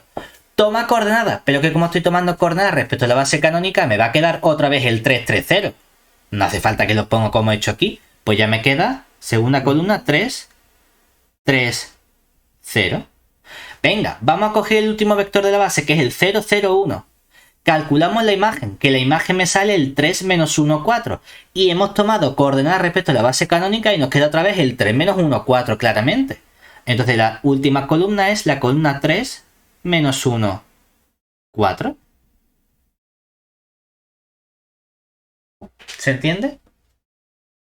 Y entonces ya hemos calculado la matriz de este endomorfismo, para lo cual hemos tenido que usar las dos informaciones que nos han dado. ¿Cuánto valían las imágenes de estos dos vectores? Y hemos tenido que jugar con la primera propiedad para sacar el f del segundo vector de la base canónica. ¿Vale? Y con esto tienes el 10 en el examen. Ya está. Eso, ya decía yo que era muy corto, es que me he saltado el ejercicio 2, me lo he saltado, he pasado del 1 al 3. En el ejercicio 2 nos piden, curiosamente este vale 2,5 puntos, vale muchísimo para lo sencillo que yo creo que es. ¿Qué nos piden en este ejercicio?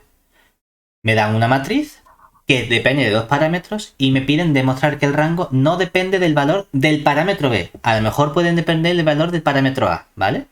Entonces, ¿cómo estudiamos nosotros el rango de una matriz? Voy a escalonar esa matriz. Entonces aquí, para estudiar el rango de A, escalonamos.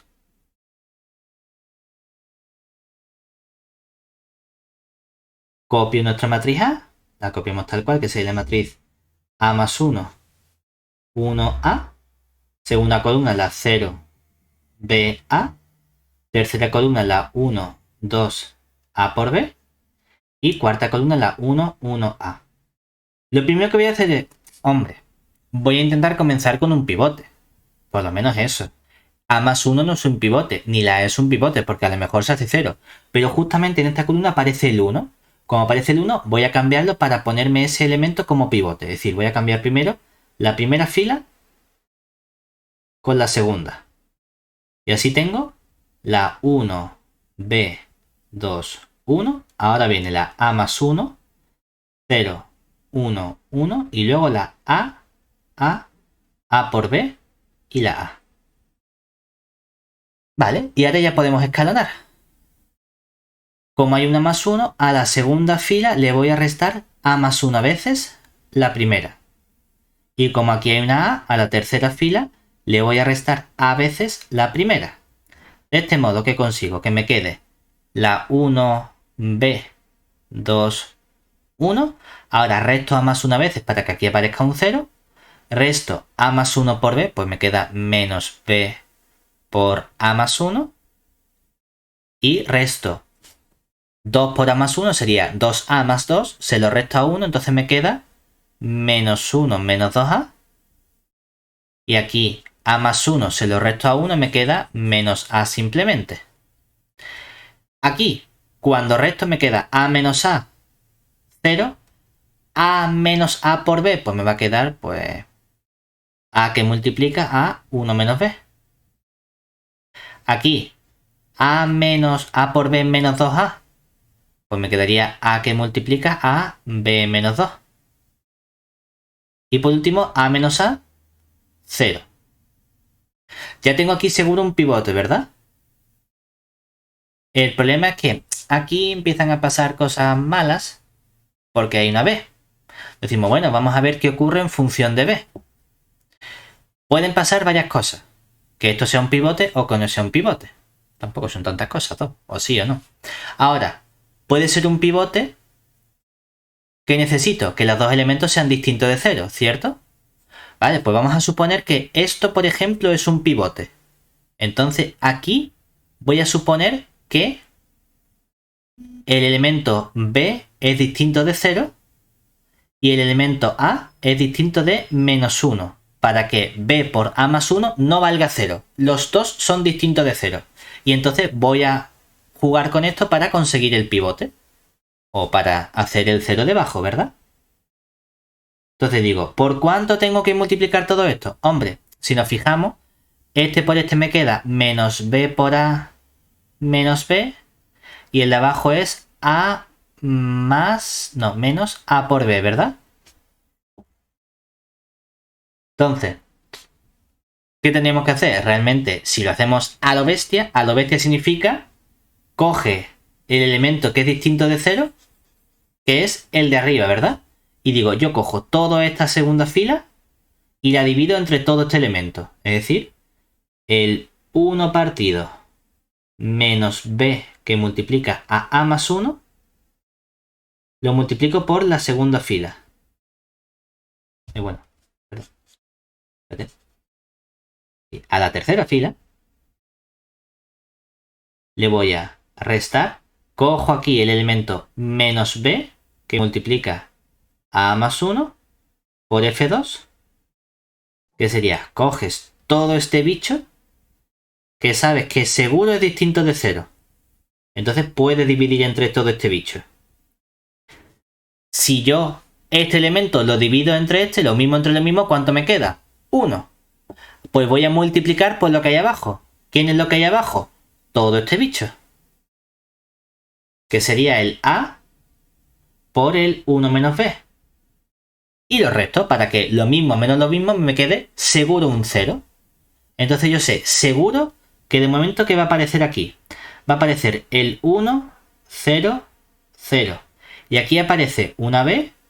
Luego aparece el menos b que multiplica al a más 1. Y aquí he hecho las cuentas para que seguro me salga un 0, ¿verdad? Aquí sigo con mi 2. Aquí sigue estando el menos 1 menos 2a. Solo que ahora aquí va a aparecer un bicharraco. ¿Qué bicharraco va a aparecer? Bueno, es que va a aparecer el elemento al a que multiplica a b menos 2. Le restas este elemento que sería el menos 1 menos 2a multiplicado por todo este bicho que sería el a por 1 menos b dividido entre menos b que multiplica a más 1. Dice, avíate, no pasa nada. Cuarta columna, un 1 menos a, y bueno, es un 0, ¿no? A 0 le resto, bueno, pues va a ser simplemente menos a por todo esto. Me queda el menos a que multiplica al menos a por 1 menos b dividido entre menos b que multiplica al a más 1. ¿Vale? Y todo esto ya matriz. ¿Con eso qué he conseguido? Que seguro hay un pivote aquí, ¿verdad? Y seguro hay un pivote aquí. ¿Qué puede ocurrir? No, pero, ¿qué es lo que has hecho? Que no lo he visto bien, espérate. Escalonado. Sí. Y simplemente he dicho, consigo que esto sea también un 0, ¿verdad? Y el resto, Sí. lo que salga, que lo que salga es todo este bicharraco. ¿verdad? Al elemento Sí, que pero- está aquí de la tercera columna le resto este por esta cuenta. Igual que, por Claro, ejemplo, dime. Antes, por ejemplo, era F3 menos A por F1, ¿verdad? Porque era lo que me hacía falta para hacer un 0. Y luego el resto lo que salga, ¿no? Que es A menos A por B. Vale, pues A menos A por B. Lo único que ahora ya no es tan sencillo como a esta le resto A por F1. Sino que ahora es a la tercera le resto la segunda, divido entre el azul y multiplico por la morada para que de verdad aquí me salga un cerito. Lo que pasa es que claro, luego estos dos bichos pues son eso, tremendos bichos los que quedan. ¿Vale? Vale. Ahora, yo sé seguro que estos dos elementos son pivotes, ¿verdad? El 1 porque es distinto de 0 y como he supuesto que B era distinto de 0 y que A era distinto de menos 1, B por A más 1 no puede valer 0. La pregunta es, ¿esto puede ser un pivote o esto puede ser un pivote? No lo sabemos, ¿verdad?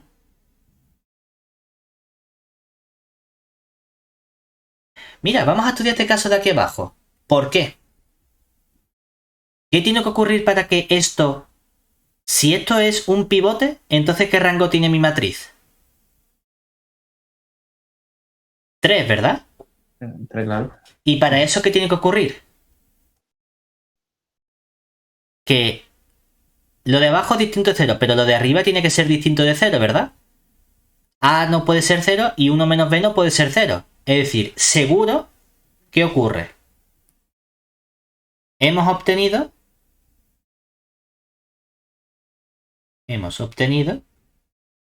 que si la A es distinto de 0 y la B distinto de 1, entonces, ¿cuánto vale el rango? Bueno, no solo eso, sino si la A es distinto de 0, la B es distinto de 1, y aquí por el camino que había tenido que suponer también que la B era distinto de 0 y la A era distinto de menos 1, ¿verdad? Es decir, y la A es distinto de menos 1 y la B es distinto de 0, entonces, ¿cuánto vale el rango de la matriz A? 3, ¿verdad? Vamos a ver los distintos subcasos. Veamos el resto de casos. ¿Qué casos me faltan? Mira, si tú supones que la B es distinto de 0, la A es distinto de menos 1, pero aquí supones que esto sea un pivote, o sea, que esto no sea un pivote, que esto salga 0, ¿qué tiene que ocurrir? O la A vale 0 o la B vale 1, ¿verdad?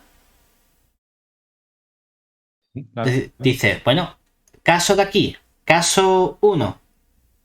¿Qué pasa si la A es distinto de 0?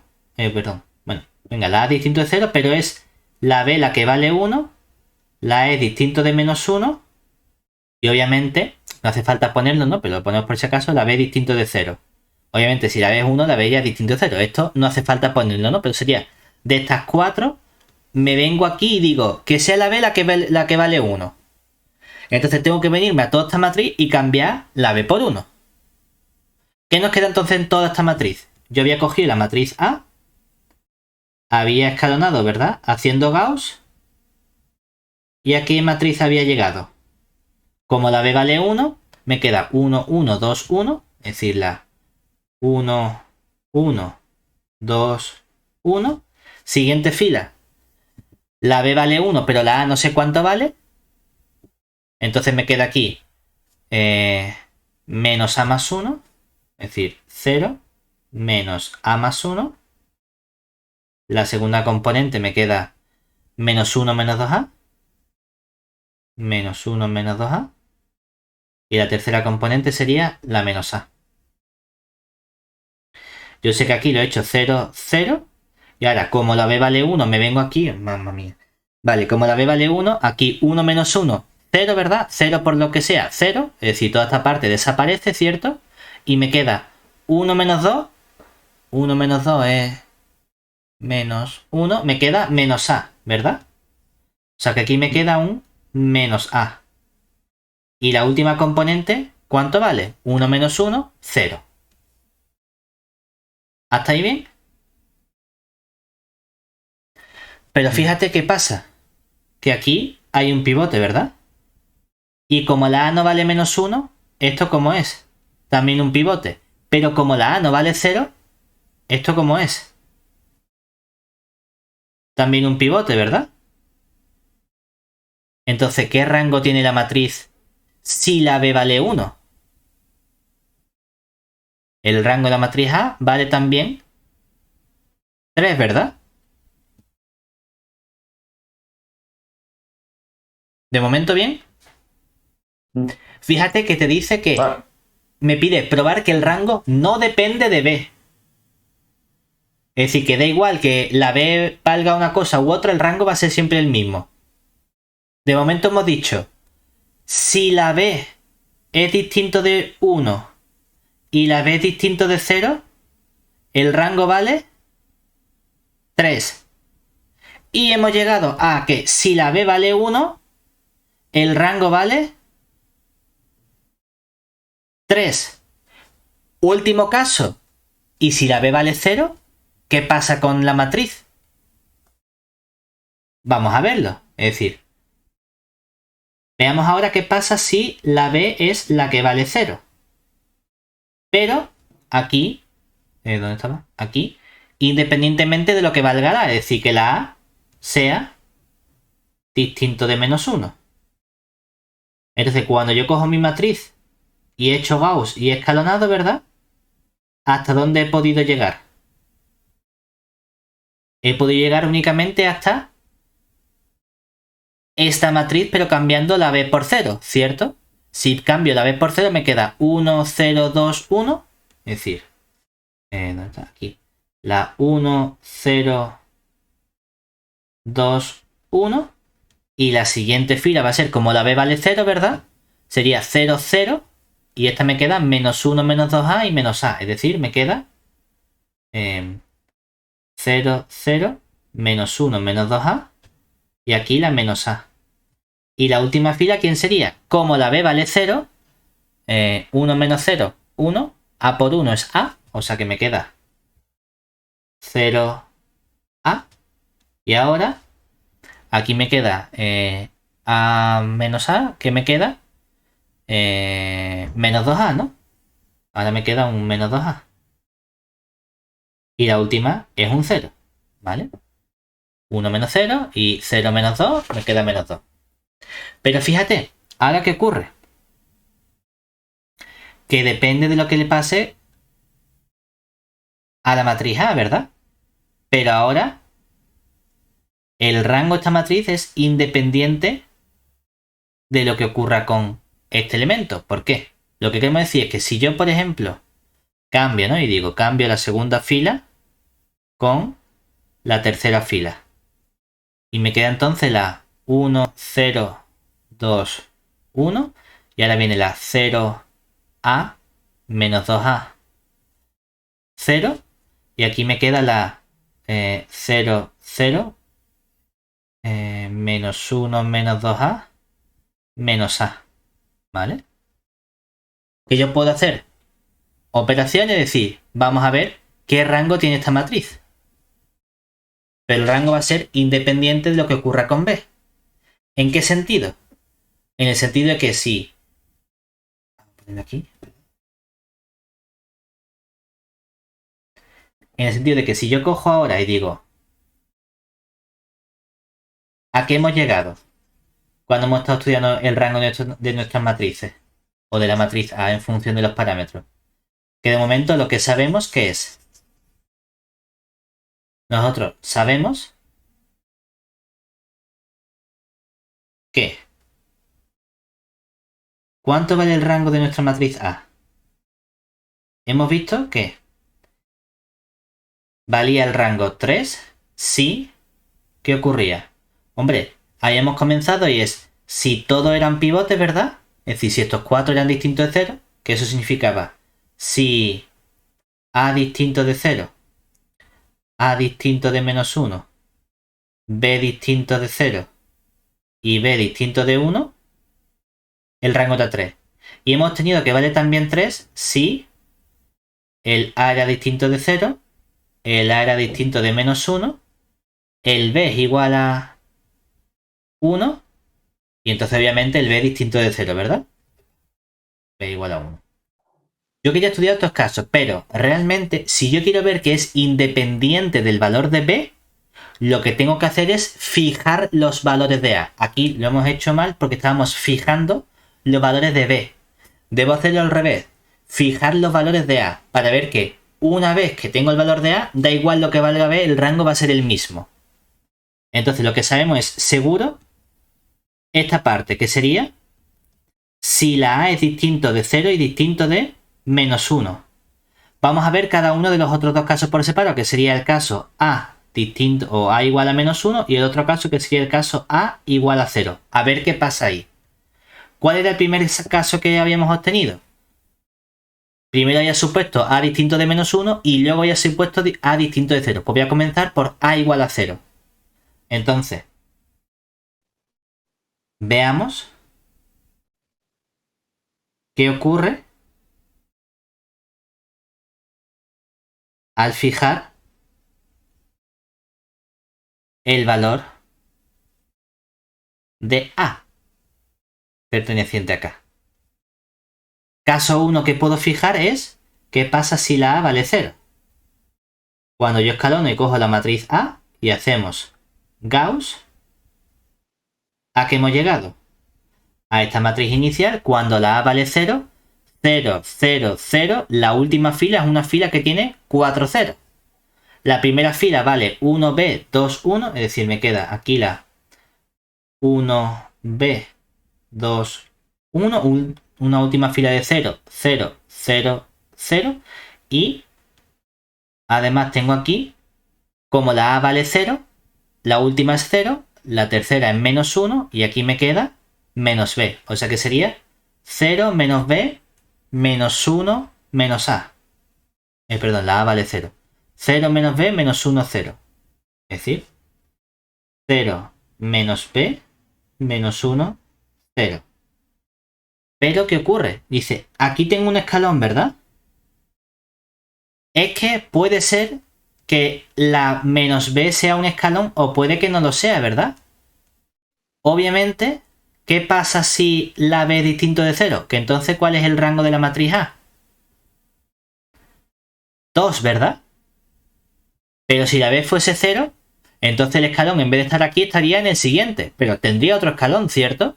O sea que el rango va a ser 2, sea cual sea el valor de B, ¿verdad? Eso sí, para todo valor de B, para llegar a esta matriz tenía que suponer aquí por el camino que la B era como distinta de 0, ¿verdad? O sea que aquí tengo que poner para todo B distinto del 0.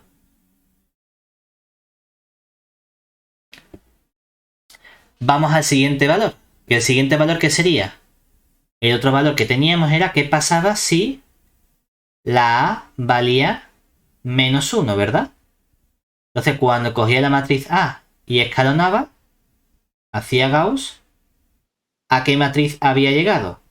A esta matriz inicial que tengo aquí, y ahora supongo que la A vale menos 1. Si la A vale menos 1, la primera fila me queda 1B, 2, 1, es decir, me queda aquí la 1B, 2, 1. Si la segunda fila, si la A vale menos 1, menos 1 más 1, 0, entonces me queda un 0, 0. La A vale menos 1, menos 2 por menos 1 sería 2, menos 1 más 2 es 1, y aquí menos 1 es 1, o sea que me queda la 0, 0, 1, 1. ¿Vale? Pues me queda otra fila que es la 0, 0, 1, 1. Y una última fila que sería, como la A vale menos 1, aquí me queda 0, la última 0, y sería B menos 1 y 2 menos B. ¿Vale? Pues aparece aquí 0, B menos 1 y 2 menos B. Y aquí un 0. ¿Qué decimos lo mismo? ¿Por qué? Porque independiente, aquí tendríamos, para hacerlo de forma formal, tenemos que decir, ah, mira, yo cambio la segunda fila con la tercera. Pongo esto como la 1B, 2, 1. Y aquí la 0, b menos 1, 2 menos b, 0. Y luego la 0, 0, 1, 1. Y entonces digo, ¿qué pasa, por un lado, aquí, si la b menos 1 es distinto de 0? Que entonces automáticamente el rango de la matriz A, ¿cuánto vale? Un pivote, porque es distinto de 0, y el 1 es un pivote, el rango vale 3, ¿verdad? Pero ¿qué pasa si no hay un pivote, sino que b menos 1 fuese 0? Entonces la matriz que me queda, ¿qué matriz es? La matriz 1, como la b menos 1 vale 0, eso significa que la b vale 1. Es decir, me queda la 1, 1, 2, 1, 0, 0, 2 menos 1 es 1, 0, y aquí la 0, 0, 1, 1, ¿verdad? Pero entonces, cuando yo ahora a la tercera fila le resto la segunda, ¿qué nos queda? La 1, 1, 2, 1, 0, 0, 1, 0 y la 0, 0, 0, 1. O sea que pivote, pivote y pivote, ¿verdad? Y entonces, ¿cuánto vale el rango de la matriz A? También 3, ¿verdad? Es. Entonces fíjate que si la A vale menos 1, da igual lo que valga la B, me sale rango 3. Es decir, que entonces aquí hemos obtenido que el rango de A vale 3 para todo B perteneciente a K. Obviamente si la A vale menos 1. ¿Qué hemos obtenido entonces? Que si la A vale menos 1, el rango vale lo mismo independientemente de lo que valga la B, ¿verdad? Y también cuando la A valía 0, el rango valía lo mismo independientemente de lo que valiese la B. Y cuando la A no valía 0 ni la A valía menos 1, el rango que me quedaba aquí valía lo mismo independientemente de lo que valiese la B, ¿verdad? Entonces, en cualquiera de los casos, el rango siempre vale lo mismo independientemente de lo que valía B, que es lo que nos pedían demostrar. Es decir, efectivamente,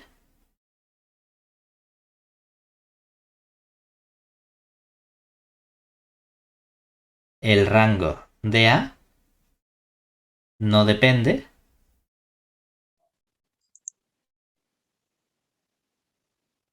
del valor de B,